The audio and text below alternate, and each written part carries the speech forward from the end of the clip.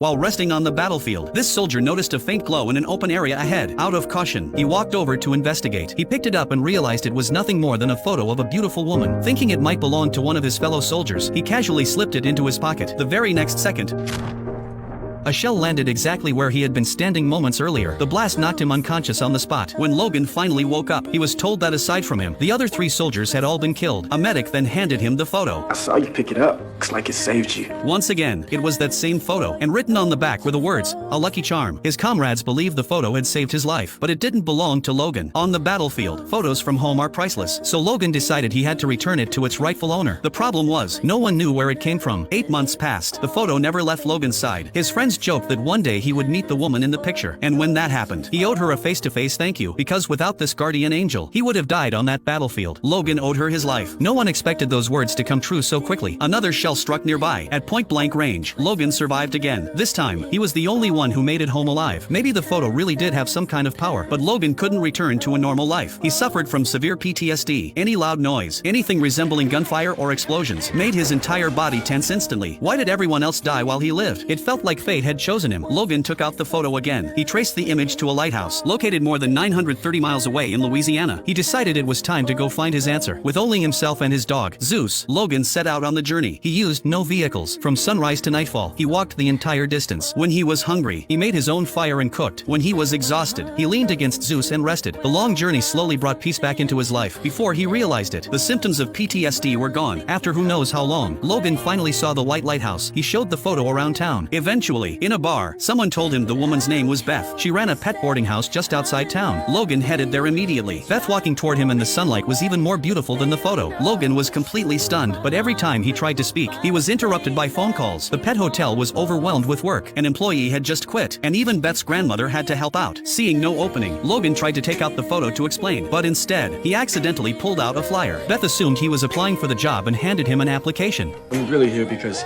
I came to see you. But when he mentioned that he was a former Marine and had walked 930 miles to get there, Beth hesitated. She thought the man had to be crazy. No soldier travels that far just to clean up dog waste, so she asked her grandmother to send him away. Logan explained that his old job was filled with violence. Now, he just wanted a quiet life. Plus, he had plenty of experience training dogs. In the end, the grandmother hired him. Logan rented an old house nearby and decided to stay and work for a while. He planned to tell the truth when the time felt right, because even he didn't know how to explain the photo's power on the battlefield. Maybe it was all imagination, or just wishful thinking. Thanks to his experience and hard work, Logan finished a full day's workload in no time. With his extra time, he repaired the dog kennels, fixed an abandoned tractor, and cleared out the yard. The grandmother quickly grew fond of him. So did Beth's son, Ben. Because he was shy, Ben usually practiced the violin alone. But whenever Logan heard him, he praised him sincerely. Not bad.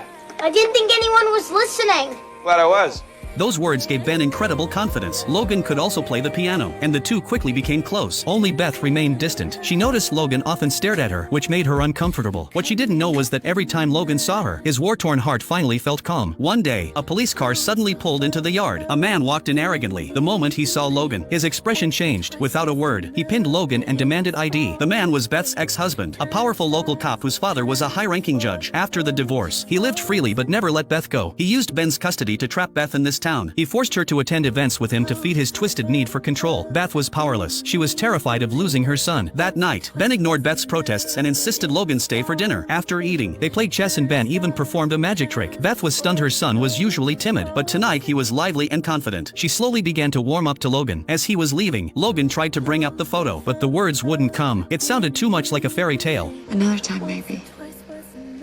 After all, I'm not going anywhere. The next day, everything changed. It was the anniversary of Beth's brother's death. Beth suddenly exploded in anger when she got home. Logan rushed over and held her as she broke down, sobbing. Her brother had also been a Marine and had died in combat a year ago. The military gave no explanation, and the investigation had stalled. He died for nothing, and Beth couldn't accept it. She loved him deeply. Thinking of their childhood, Beth finally smiled again. You got a great laugh, you know that? I wish I could hear it more.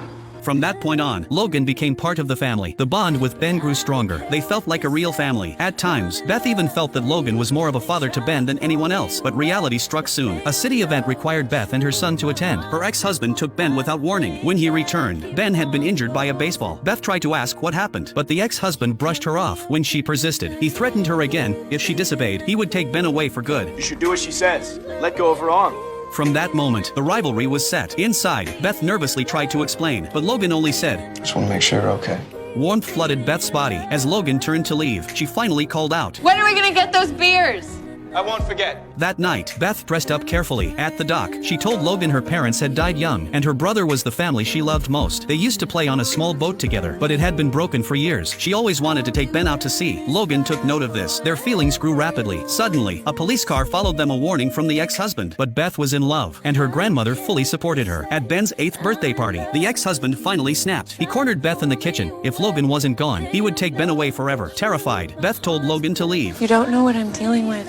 I do know that you deserve better than this. That night, the grandmother asked Beth, was she going to be threatened forever? Sacrificing everything wasn't noble. It was a tragedy. Beth finally decided to be brave. The next morning, she went to her ex-husband's house. I figured it out. You don't want full custody any more than I want you to have it. You can try and take him, but I will fight you. Free at last, Beth reunited with Logan, but the ex-husband had been watching. He learned where Logan lived and planned his revenge. Meanwhile, under Logan's guidance, Ben's violin skill soared, and he performed in church. The ex-husband, burning with rage, learned that Logan had been asking around with Beth's photo. He broke into Logan's house, stole the photo, and showed it to Beth. He poisoned her mind. Why did he have this? Was he responsible for her brother's death? The doubt worked. When Logan arrived, Beth confronted him. Left with no choice, Logan told the story. The photo saved him twice, and he vowed to find the girl in it. But Beth couldn't forgive him yet, feeling the photo should have protected her brother instead. As Logan prepared to leave, Ben stopped him and gave him his favorite book. Logan gave Ben his dog tag, hoping it would bring him luck. Take care of your mom, alright? The next day, Beth found the boat had been repaired. At the same time, Logan found a photo hidden in Ben's book. He recognized the man instantly. It was his fallen comrade who died saving others. A true hero. And that man was Beth's brother. Logan rushed to tell her the truth. But when he reached Beth, he learned a shocking secret. One that would change his life forever. Want to know what happens next? Follow me. The rest of the story is coming soon.